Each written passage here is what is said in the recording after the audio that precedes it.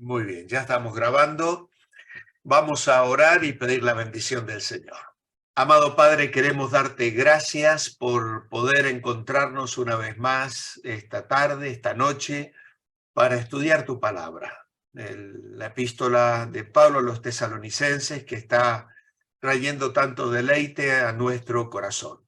Ayúdanos a entenderla hoy y aplicarla también a nuestras vidas.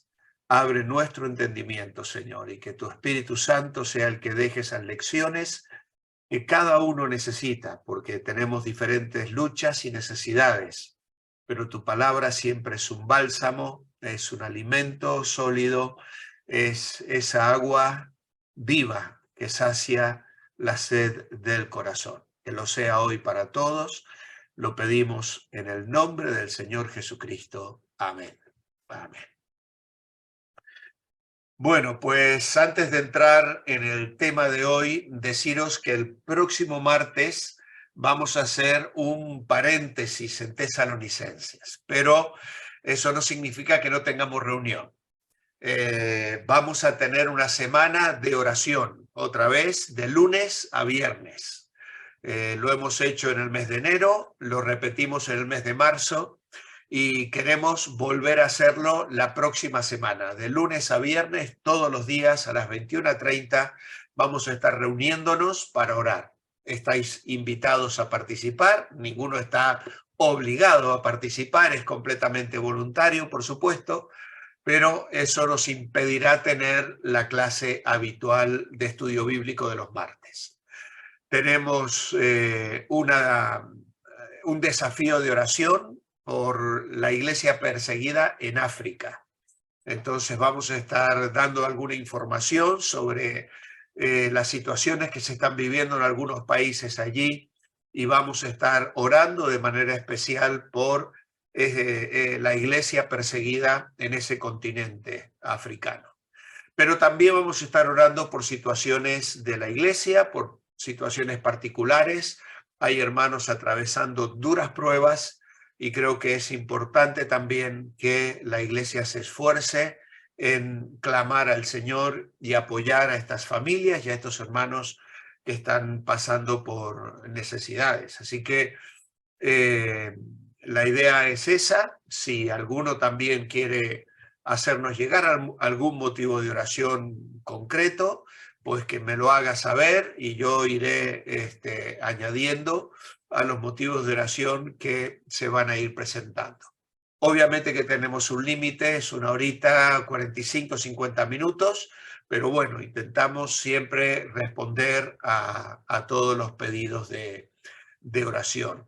Y si no, el clamor general al Padre, poniendo delante de él las necesidades de su pueblo. ¿Vale? Muy bien, pues vamos entonces a la lectura del texto que hoy está en el capítulo 5, versículos 6 en adelante.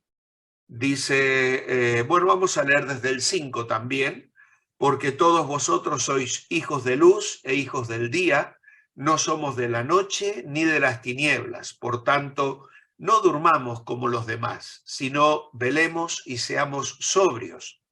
Pues los que duermen, de noche duermen, y los que se embriagan, de noche se embriagan.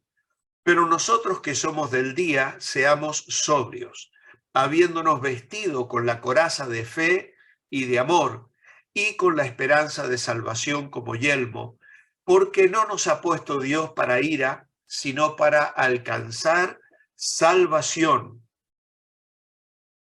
por medio de nuestro Señor Jesucristo, quien murió por nosotros, para que ya sea que velemos o que durmamos, vivamos juntamente con Él. Por lo cual, animaos unos a otros y edificaos unos a otros, así como lo hacéis. Este es el texto. A lo mejor podemos avanzar un poquito más porque creo que no vamos a detenernos demasiado en los textos que hemos leído, pero voy a compartir la pantalla con vosotros para retomar el apunte que os hice llegar la semana pasada. Finalizamos con esta diapositiva que es el punto C del apunte, hablando de que la venida del Señor no tiene que sorprender al creyente que tiene el conocimiento del que Pablo ha venido hablando, tanto en el capítulo 4 como también al entrar en el capítulo 5, describiendo el día del Señor. Somos hijos de luz, lo hemos leído de nuevo allí en el verso 5, por eso lo repetí esta noche. Vosotros sois hijos de luz e hijos del día, no somos de la noche ni de las tinieblas. Y hemos acabado la semana pasada detallando que al ser hijos de luz, poseemos, participamos del carácter de nuestro Padre y somos llamados a una experiencia de adoración, de trabajo, de lucha, porque vivimos en una guerra espiritual, en un andar permanente, somos peregrinos y tenemos que caminar conforme al llamamiento que hemos recibido. En medio de todo esto, tenemos la oportunidad de ser testigos de Jesucristo, levantando en alto la antorcha del Evangelio, como dice Pablo, y estar alertas o velar. Y este último punto es el que nos introduce al primer punto de hoy, que es la vigilia del creyente. Verso 6, no durmamos como los demás, sino velemos y seamos sobrios. Aquí el dormir no es una referencia a la muerte, de la que había hablado en el capítulo 4, acerca de los que durmieron, ni será la misma palabra o la referencia que hará al final de este párrafo, cuando hará otra vez mención de los que murieron y se referirá a ellos como los que han dormido. Aquí el apóstol, al decir no durmamos como los demás, sino velemos y seamos sobrios, se está refiriendo a aquellos que viven de una manera descuidada, ignorando o desatentos. La idea que Pablo tiene aquí es que el creyente tiene que velar, y esto es un esfuerzo por mantenerse mentalmente alerta contra los peligros y urgencias de la hora. Vivimos en un mundo que nos pone trampas, vivimos en un mundo complicado, donde el pecado y la corrupción avanzan de una manera desmedida, y lo estamos viendo en nuestro tiempo de una manera realmente alarmante. Por lo tanto, hay peligro, hay urgencias. El creyente hoy no puede distraerse, no puede perder el norte. La lucha espiritual que libramos es seria, es real. Hay un enemigo poderoso que está intentando, como dice Pedro, devorarnos completamente. Es un león rugiente y no está queriendo hacernos un pequeño daño. Generalmente estas citas bíblicas las suelo usar cuando le hablo a jovencitos, adolescentes, porque a veces coquetean con el pecado. Piensan que pueden probar un poquito del mundo, un poquito de lo que Satanás les ofrece. Y Satanás quiere destruir sus vidas, quiere herirles de muerte si es posible. Él no quiere dañar de una manera leve al creyente. Por tanto, el creyente debe estar mentalmente alerta contra los peligros y urgencias de la hora. La idea de velar es lo opuesto al descuido. Aquellos que hemos hecho la mili y que hemos tenido que hacer guardias nocturnas, sabemos lo que es velar y lo que es luchar contra el sueño. Y a veces estar en un puesto de guardia sabiendo que en cualquier momento puede llegar el enemigo, y en ese caso a veces el enemigo no era precisamente de un ejército enemigo, era el capitán o el oficial que venía a ver si tú estabas realmente despierto o si habías sucumbido al sueño en el puesto en el que te habían ordenado estar, ¿no? Entonces, es un esfuerzo permanente, velar, estar atentos. Luego también utiliza la palabra sobrio aquí, que la idea de sobriedad es mantener el equilibrio propio. Y se refiere al equilibrio espiritual, que no es sacudido por esta época trastornada e inestable que está fuera de control. Vivimos en un mundo hoy con las redes sociales donde recibimos mensajes de todo tipo, filosofías diferentes, opiniones diferentes, y todo esto sacude nuestra fe, sacude nuestras convicciones espirituales. Y es importante que el creyente sepa dónde está parado, que esté afirmado en la roca de la que habló el Señor, que precisamente sus cimientos no estén sobre arena movediza, porque claro, sopla el temporal, los vientos baten contra la casa y si no velo, si no hay sobriedad, si no hay un equilibrio espiritual en mi vida y yo soy fluctuante, poca lectura espiritual, poca oración, asisto a la iglesia o dejo de ir por cualquier cosa, pierdo el compañerismo con otros hermanos en la fe, todo eso me desequilibra espiritualmente y me expongo así a los ataques del enemigo y a ser vencido, a fracasar en mi vida cristiana, en mi vida espiritual. Por eso tenemos aquí que el creyente vigilante está activo en la lucha espiritual. El creyente que vela, que está sobrio, utiliza la coraza, que protege el corazón. Dice aquí, los que duermen de noche duermen y los que se embriagan de noche se embriagan, pero nosotros que somos del día, seamos sobrios, habiéndonos vestido con la coraza de la fe y del amor y con el casco de la esperanza de la salvación.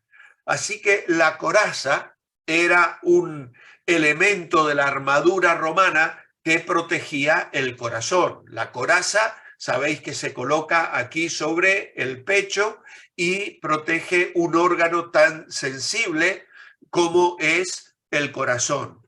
Luego tenemos la fe. La base del ataque de Satanás es la incredulidad, amados hermanos. La incredulidad. Vivimos aferrados a la fe. Recordemos cuando Hebreos capítulo 3 y capítulo 4 nos habla de aquellos que por incredulidad no entraron al reposo, no alcanzaron la tierra prometida a la cual Dios les había llamado, sacándoles de Egipto. ¿Qué sucedió con ellos? Que sucumbieron a la incredulidad. Los informes negativos de aquellos espías que vinieron desanimando al pueblo les llevaron a no creer a Dios y no creer a los siervos de Dios. Y eso trajo consecuencias trágicas en su vida.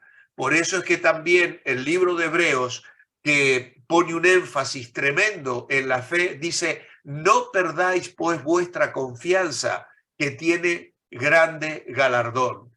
Y luego en el capítulo 11, versículo 6 va a decir, porque sin fe es imposible agradar a Dios, porque es necesario que el que se acerca a Dios crea que le hay y que Él galardona a los que le buscan. La base del ataque de Satanás es la incredulidad. ¿Cuántas filosofías, cuánta presión sufrimos de un mundo que niega la existencia de Dios, que no quiere aceptar la verdad de la inspiración de las Escrituras? Ese es un tema muy interesante que le tengo muchas ganas para un futuro estudio sobre bibliología. La importancia de conocer la palabra de Dios, los argumentos que tenemos para entender la revelación, la inspiración que es ese proceso a través del cual Dios se dio a conocer, los hombres que fueron inspirados por el Espíritu Santo para poner por escrito esas verdades espirituales, y luego la iluminación, que es el trabajo que el Espíritu Santo realiza hoy en nuestra mente y corazón para afirmar nuestra fe, para que nosotros podamos abrir este precioso libro, la palabra de Dios, y ver en ella la revelación, las bases que nuestra fe necesita para enfrentar la incredulidad de un mundo que se burla de Dios, que niega a Dios, un mundo que continuamente está atacando las bases de nuestra fe. ¿Por qué sufren los inocentes? ¿Por qué mueren niños en la guerra? ¿Por qué mueren niños de cáncer? ¿Por qué las personas buenas sufren y los injustos prosperan, etcétera, etcétera? Una serie de preguntas que apuntan a la línea de flotación de la vida de fe del creyente. Y cuando la incredulidad se adueña de la mente de un creyente, pues su vida entra en un profundo conflicto espiritual. Por eso tenemos que velar, ser sobrios y de una manera vigilante colocarnos la coraza que protege el corazón, abrazar la fe para resistir los ataques de la incredulidad. Y luego también se habla aquí de el amor. El amor nos incentiva. Nosotros que somos del día, dice el verso 8, estemos o seamos sobrios, pues nos hemos revestido con la coraza de la fe y del amor. Y el amor nos incentiva a vivir en la voluntad de Dios y para su gloria. Y tenéis allí la cita de 2 Corintios capítulo 5, versículo 14, donde el apóstol Pablo dice: porque el amor de Cristo nos apremia, al pensar que si uno murió por todos, entonces todos murieron.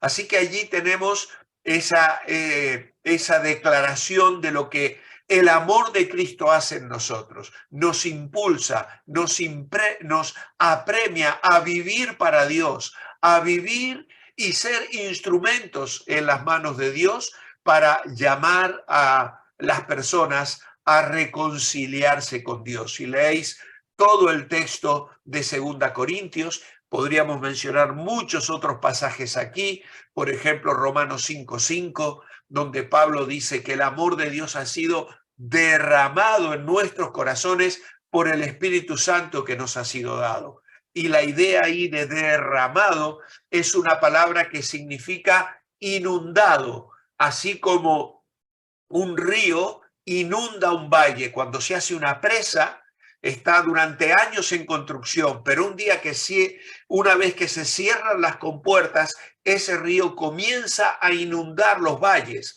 Estamos viviendo tiempos de sequía en el sur de España y todos los días en la televisión nos están mostrando cómo los embalses se secan, y al secarse aparecen casas, edificios, antiguas iglesias que quedaron cubiertas por las aguas cuando los valles fueron cubiertos en esas represas que hoy están sin agua.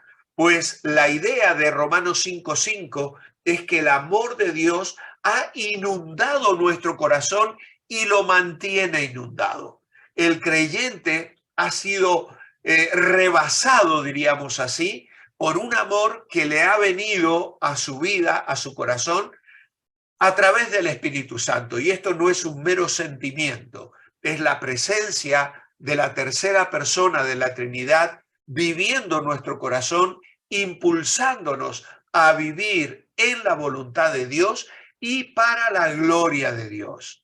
Por eso también es que podemos ir a Efesios capítulo 3 y el apóstol Pablo allí dice que dobla sus rodillas ante el Padre de nuestro Señor Jesucristo.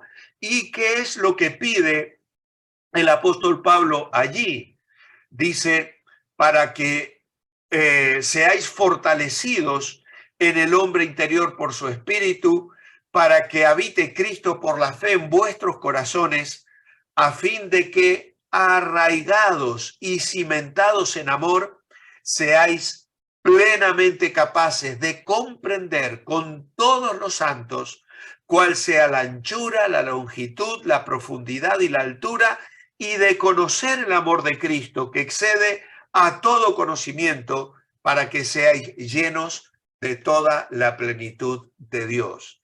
Así que, amados hermanos, cuando el creyente crece en el conocimiento del amor de Dios y entiende que la medida del amor de Dios excede la capacidad de comprensión, porque no podemos medir su anchura ni su longitud, la profundidad y la altura de ese amor.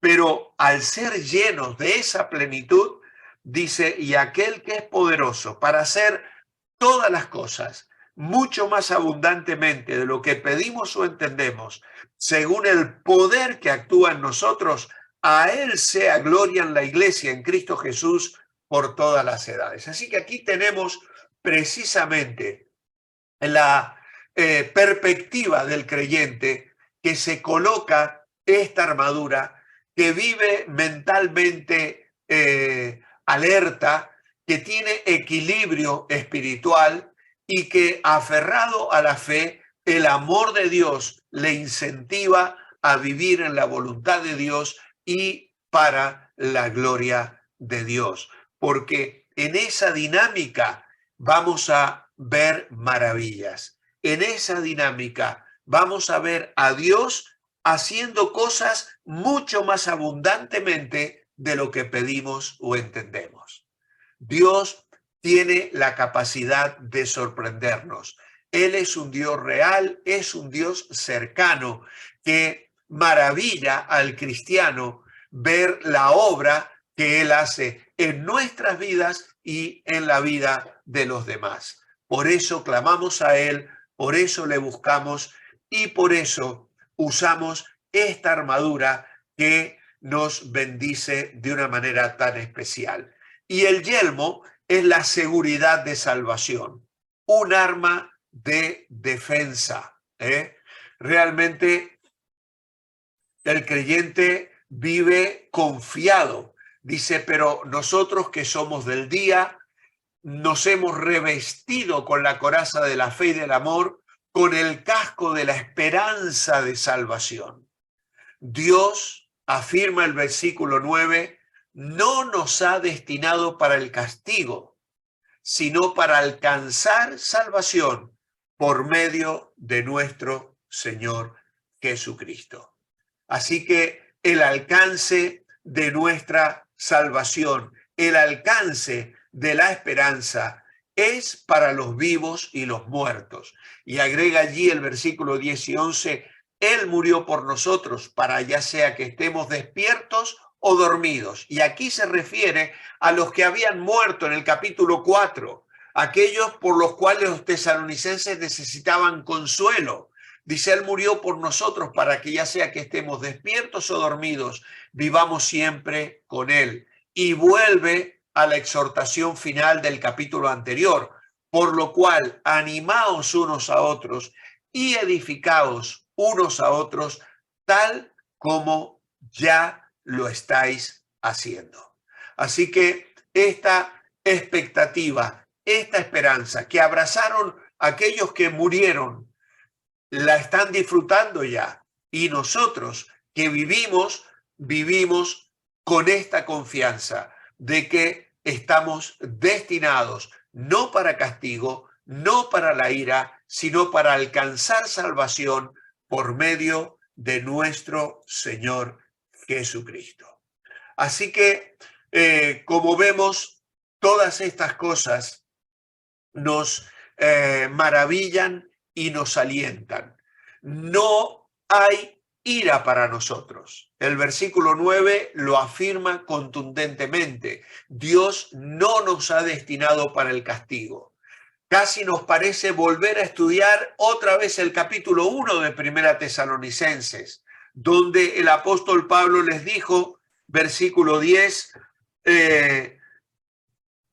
y esperar de los cielos a su Hijo, al cual resucitó de los muertos, a Jesús, quien nos libra de la ira venidera. Así que este alcanzar salvación del versículo 9 casi nos parece repasar este versículo 10 del capítulo 1, y la idea de alcanzar salvación está en un sentido escatológico, así como lo está la ira que vendrá en el día del Señor. Esa ira no alcanzará al creyente, porque el creyente, entendemos, va a ser arrebatado antes de que esa ira llegue. Y este alcance de la esperanza es un motivo para nuestro compromiso con el Señor, porque Él murió por nosotros. Nos ha destinado no para el castigo, sino para alcanzar salvación por medio de nuestro Señor Jesucristo. Él murió por nosotros, dice el verso 10. Él murió por nosotros. Por lo tanto, hay una respuesta que debe surgir de nuestro corazón. Y esa respuesta debe ser compromiso y gratitud. Gratitud y compromiso. Agradecimiento y tomarnos en serio la vida cristiana.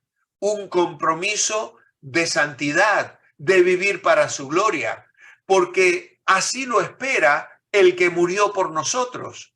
Él quiere que disfrutemos la unión con Él.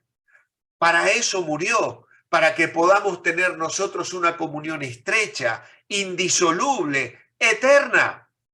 Tanto los que viven como los que duermen, ahora referido, como hemos dicho, a los que han muerto, pero que ya no se refiere al sinónimo de vivir en tinieblas o pecado, como se había referido en los versículos anteriores, en el versículo 6. Animaos y edificaos. Es decir, hay una noble tarea que los creyentes somos llamados a hacer y que tenemos que hacer con fidelidad, reconociendo por parte de Pablo una labor que los tesalonicenses ya estaban haciendo, porque les dice, animaos unos a otros y edificaos unos a otros, tal como ya lo estáis haciendo. Cuando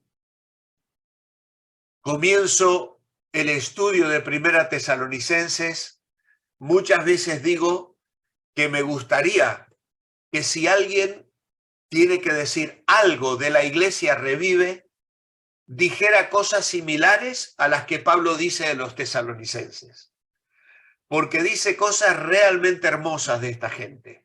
Si vuelves al capítulo 1 vas a ver cómo describe su conversión, cómo describe el testimonio de ellos que había retumbado, cómo Pablo dice, yo vi la obra de la palabra de Dios, cómo recibisteis la palabra de Dios y cómo ellos manifestaban fe, amor y esperanza. Y todo esto en el contexto de la edificación mutua, alentándose los unos a los otros. Qué hermoso es cuando en la iglesia no vivimos conflictos, cuando en la iglesia vamos con la certeza de que voy a recibir ánimo, de que voy a ser edificado y que en caso de que necesite consuelo, voy también a encontrarlo en el contexto de la iglesia congregada, porque me bendicen, porque me estimulan, porque me animan. Esto es la iglesia funcionando tal como el Señor Jesús la planeó, para su gloria y para su honra. Así que esto nos lleva entonces al siguiente párrafo, que comienza en el versículo 12 y que vamos a titular el compromiso del creyente. Aquí el apóstol Pablo dice, os rogamos, hermanos, que tengáis en consideración a quienes trabajan arduamente entre vosotros y os guían y enseñan en el Señor. Al llegar al final de la carta, Pablo deja con la iglesia de los tesalonicenses una serie de exhortaciones prácticas. La vida diaria del creyente está afectada directamente por estos consejos a los que vamos a prestar mucha atención en estos próximos martes. Yo podría hoy dejarlos con vosotros muy rápidamente, pero no es mi intención hacerlo así, porque creo que hay cosas aquí en las que nos tenemos que detener y prestar mucha atención. Los consejos que Pablo va a dar tienen que ver con la actitud hacia el liderazgo de la iglesia, hacia los ancianos, hacia los pastores, hacia los que ejercen algún tipo de tarea pastoral, que a veces no solo son los pastores propiamente dichos. Hay hermanos en la iglesia que hacen una tarea pastoral en el contexto de los adolescentes. Son pastores los que están atendiendo a los niños en la iglesia y haciendo actividades para ellos. Hay pastores que están trabajando con el grupo de alabanza de la iglesia. Así que hay gente que trabaja, que lidera y que diríamos, la palabra es no presiona, sino que afecta la vida de otros creyentes. Y en este sentido, el apóstol Pablo aquí va a señalar primeramente a los que trabajan arduamente entre vosotros, os guían y os enseñan en el Señor. Por lo tanto, vamos a reconocer primeramente a los responsables de la iglesia, los ancianos y los pastores. Pero luego también habrá otra serie de exhortaciones, porque habían personas que vivían de una manera desordenada, habían otros que estaban desalentados y se habían debilitado en la vida de la iglesia. Había también otros que estaban ofendidos. Y cuando nos ofenden y me hieren y me lastiman, puedo reaccionar de una manera inadecuada. Y Pablo les va a decir, no paguéis mal por mal. Luego también habrá creyentes que necesitan tener una actitud adecuada hacia el Padre y hacia su Hijo, el Señor Jesucristo. Y vamos a ver una serie de consejos que Pablo va a dar también hacia la forma de responder a la obra del Espíritu Santo. Finalmente veremos la actitud hacia el mundo y la necesidad de vivir en santidad y perseverancia. Y finalmente habrán unas peticiones personales con las que Pablo va a cerrar esta hermosa carta. Pablo, como tenemos en el apunte, tenía la capacidad de decir mucho en pocas palabras, por lo que vamos a dedicar entonces un tiempo considerable para meditar en lo que nos aconseja para un desenvolvimiento normal en la experiencia cristiana. Hemos de formular 6 declaraciones de compromiso personal. 6 declaraciones de compromiso personal. Esto es un llamado a cada uno de nosotros. Esto es algo que debiéramos esperar de todo creyente, de todo hijo de Dios, de toda persona que es miembro de una iglesia local. ¿Por qué hablamos acerca de esto? Compromiso personal, decimos aquí, al que todo creyente verdadero es llamado. La vida cristiana hoy no es para los débiles ni los de doble ánimo, es para los que tienen convicciones firmes. No hay lugar para la mediocridad ni las medias tintas. ¿Vale? Es tremendo, ¿eh? A veces pensamos que Dios insiste en que nos comprometamos con Él. Y nos parece que una respuesta mediocre le puede satisfacer.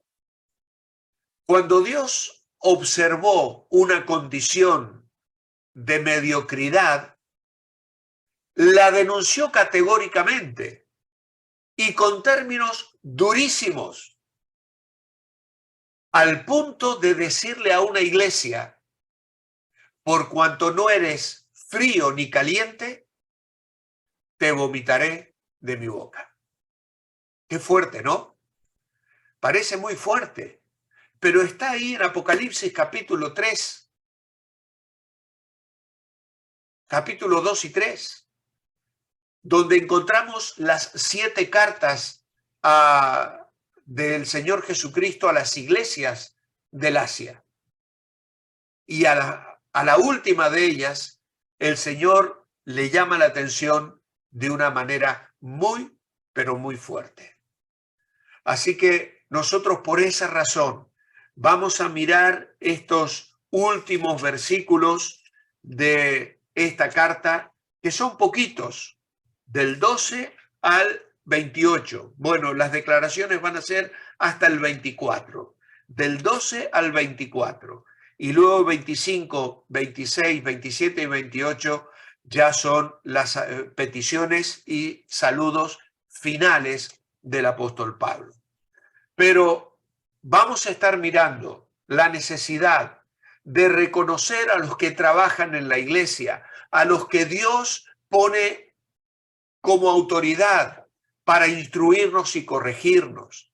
Vamos a pensar en la importancia de estar atentos a la presencia del mal y cómo el enemigo traza estrategias para romper la unidad y el amor fraternal en el contexto de las iglesias locales. Tal vez algunos de vosotros habéis sufrido heridas en vuestra experiencia de iglesia local y necesitáis recibir consuelo, aliento y dirección. La necesidad de tener verdadero gozo, de orar sin cesar y vivir con una actitud agradecida. La importancia de permitir al Espíritu Santo obrar con libertad en nuestra vida, de modo tal que yo desarrolle mis dones espirituales y pueda tener un ministerio efectivo que bendiga la vida de mis hermanos. El llamado que el Señor nos va a hacer a andar por el camino de la obediencia sin abandonarlo, aunque suframos presiones para abandonar ese camino. Y finalmente, el hecho de glorificar a Dios y confiar en su palabra, sea cual sea las situaciones que nos toque vivir. Estas declaraciones vamos a comenzar a desgranarlas dentro de 15 días, porque como dije, el martes que viene vamos a tener un tiempo de oración que va a empezar el lunes y va a acabar el viernes por la noche. Así que vamos a dejar aquí, porque si me meto en este primer punto, pues necesitaría por lo menos 30 minutos más y ya llevamos 37 minutos de estudio esta noche. Pero yo quiero cerrar esta reflexión de hoy con una historia que muchas veces viene a mi mente y a mi corazón, y que la escuché hace ya muchísimos años y la he compartido muchas veces, pero que creo viene justo a la hora de pensar en que Dios espera que nosotros asumamos un compromiso y que ese compromiso sea serio. Es la historia de un famoso general, Alejandro Magno. Él conquistó todo lo que se podía conquistar en los días de su gobierno.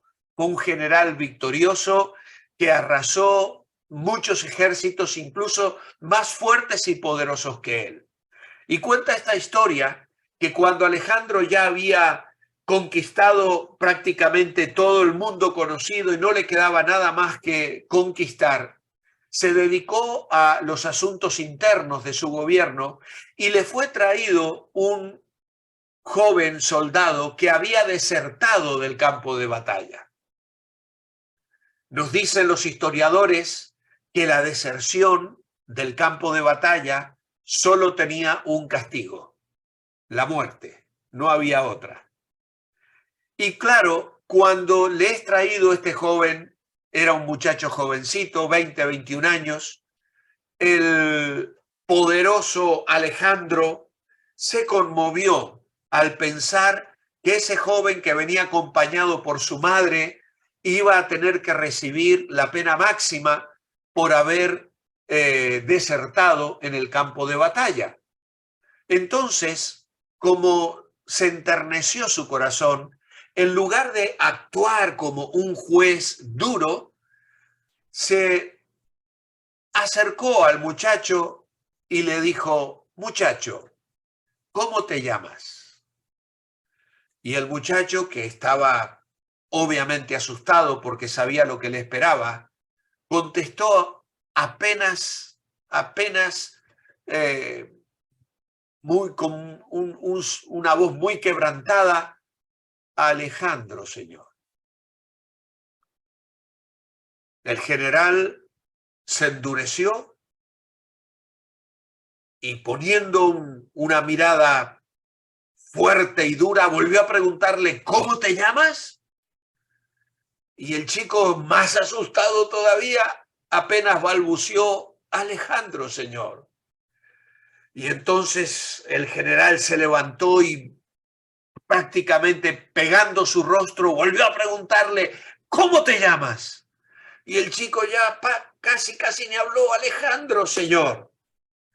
Y entonces el general le dijo: o cambias de conducta o cambias tu nombre. O cambias de conducta o cambias tu nombre. Yo a veces me imagino al Señor Jesucristo acercándose a mi vida y preguntándome: ¿cómo te llamas? Y yo le respondo: Cristiano, Señor. ¿Cómo te llamas? Cristiano, Señor. Soy como mi Señor. Tengo esa convicción, tengo ese temple.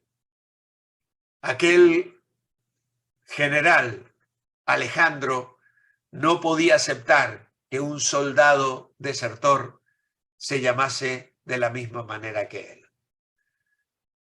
Hermanos, tenemos que asumir compromisos. ¿Por qué? Porque hemos sido ganados por un general victorioso, Cristo Jesús, nuestro Señor, y nos ha hecho suyos. Le pertenecemos a Él y quiere que seamos soldados con convicciones firmes, con compromiso personal alto, que vivamos en serio la vida cristiana para su gloria, para su honra y para nuestro gozo personal. Porque precisamente cuando el creyente vive en estos compromisos que vamos a estar estudiando próximamente, vamos a experimentar la bendición de vivir como hijos de luz e hijos del día, que era lo que Pablo les decía a los tesalonicenses en el versículo 5. Señor, gracias te damos por tu palabra. Ayúdanos, Señor, a responder a ella. Ayúdanos a comprometernos, como el apóstol Pablo va a pedirle a los tesalonicenses en estos últimos consejos finales, que no son un simple añadido a la carta, que forman parte de tu palabra. Y aunque Pablo ruega, como lo vamos a estudiar, él lo hace con la autoridad de aquel que espera un compromiso serio. Ayúdanos, Señor, y gracias por esta meditación. Aplícala a nuestras vidas hoy porque lo pedimos orando en el nombre del Señor Jesucristo. Amén. Amén. Muy bien, amados hermanos, llegamos así. Gracias a todos por estar y compartir este momento de estudio bíblico.